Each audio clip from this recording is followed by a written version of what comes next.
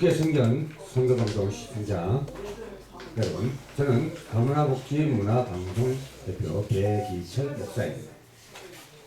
찬양의 리포메이션이라는 제목으로 사무엘상 16장 23절로 10분 메시지를 전하고자 합니다. 복음 없던 중소교회가 독보로로 너무나 부패하자 하나님은 루터를 통해서 종교의 계획을 단행합니다.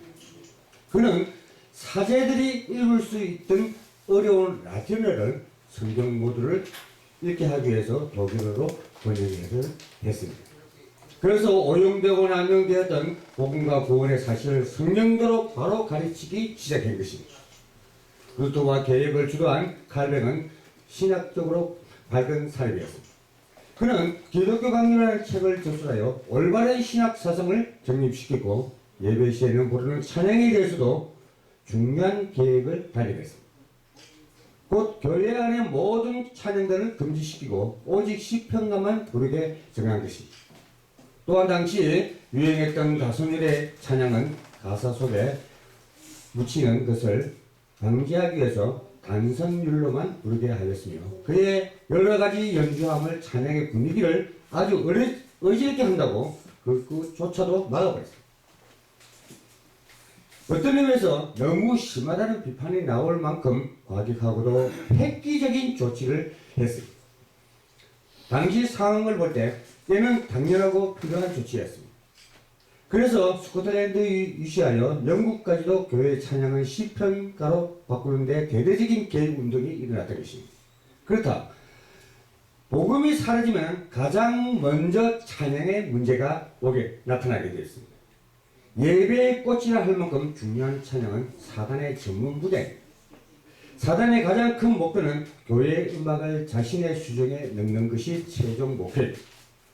곧 세상에서 유행하는 음악적인 요소들을 교회 속으로 끌고 들어와서 영적인 찬양이 아닌 육신, 감정, 오락적 찬양으로 바꾸는 전략이 바로 에베소서 2절로 통해서 하고 있습니다. 세상 풍조를 따르게 하고 공중것의 잡은 자를 따르게 하여 불순종의 아들 가운데 역사하는 영이 되도록 하는 것입니다. 영적으로 눈이 어두운 자는 영적 사실을 보아도 깨닫지 못하듯 영적 기머리도 사단의 음악 속에 전혀 무시할 뿐만 아니라 그래서 잠언 15장 31절에 생명의 경계를 듣는 귀는 기울은 자 가운데 있느라고 했습니다.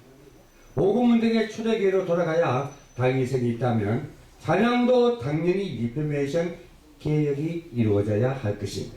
다만 초대교회의 상황이 워낙 핍박시대였기 때문에 신학 성경 속에 찬양에 대한 내용들이 빈약할 수밖에 없었습니다. 그래서 초대교회의 찬양도 참조해야겠지만 다윗 시대와 그 3분이나 찬양으로 기록된 구약 성경으로 돌아가는 리포메이션이 시급하게 되겠습니다. 성경적 찬양을 모르면 찬양의 수단, 서론에서 평생 맹돌게 되는 것입니다.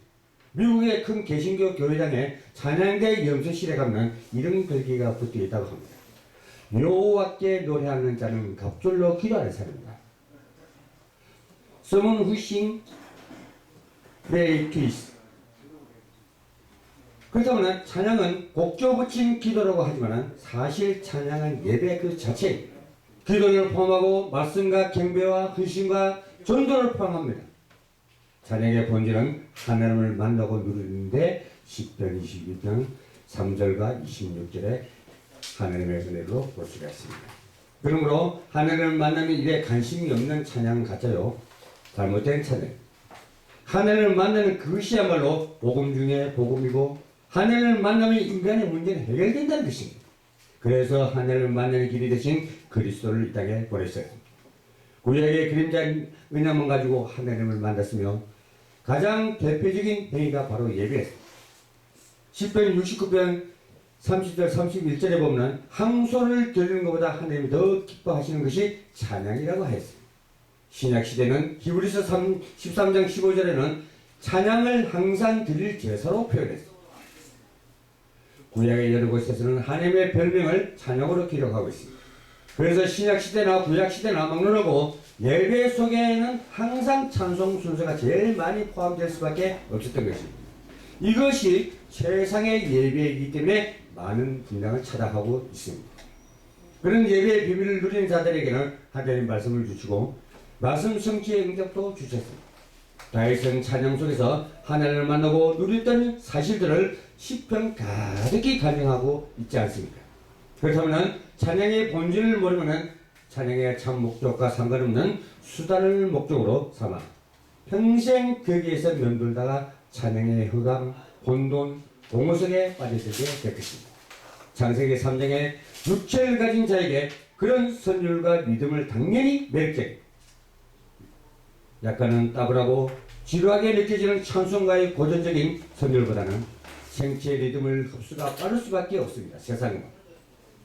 이런 사당적 전략의 성도들이 무너지고 있다는 그 사실에 무시함을 금치 못합니다. 문제는 우리가 복음 없이 지내온 날들과 이미 뿌리 내려진 세상 음악의 체질 때문에 찬양의 기준이 바뀌었다는 사실입니다. 좋은 찬양 곡은 싫어하고 찬양으로 가치가 별로인 것을 선호하게 된 것입니다. 그래서 열심히 찬양함수도 찬양의 응답이 없고 오히려 많은 혼란과 문제 속으로 빠지게 됨을 경험하게 됩니다. 하나님을 만나지 못하는 음악은 결코 사단만 이롭게 하고 기쁘게 할 것입니다. 이게 바로 찬양의 영적 문제입니다. 그래서 먼저 좋은 찬송가들을 통해 찬양의 맛을 보아야 합니다. 화려하고 신나는 세상 음악과 비교 못할 은혜의 맛을 느끼게 될 것입니다.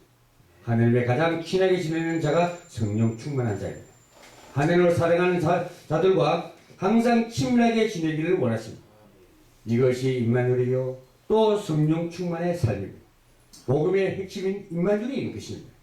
그런데 실제적인 삶에는 그리스도의 비밀을 잘 누리지 못하고 있습니다.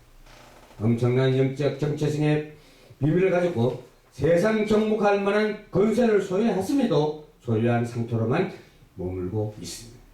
정체성과 권세를 사용하지 못하고 있다는 사실. 그래서 아모스를 통해서 헛된 노래만 지저분린다고 경고했습니다. 격기야는 빛파도 수금도 다 치우라고 역정을 냈습니다. 그런 면에서 다윗은 찬양의 본질을 깨닫고 찬양 속에서 하나님과 아름다운 교제를 통해 최생의 삶을 살 수가 있었습니다. 이제 자신의 찬양을 리포메이션 계획하여 하나님을 만나 누리는 비밀을 회복해야 됩니다. 그래서 자신의 잘못된 찬양의 체질과 수단들을 갱신해야 됩니다. 이때 흑암 세력이 벌벌 떠는 문화권을 바꾸는 건세 있는 찬양의 응답을 누리게 될 것입니다.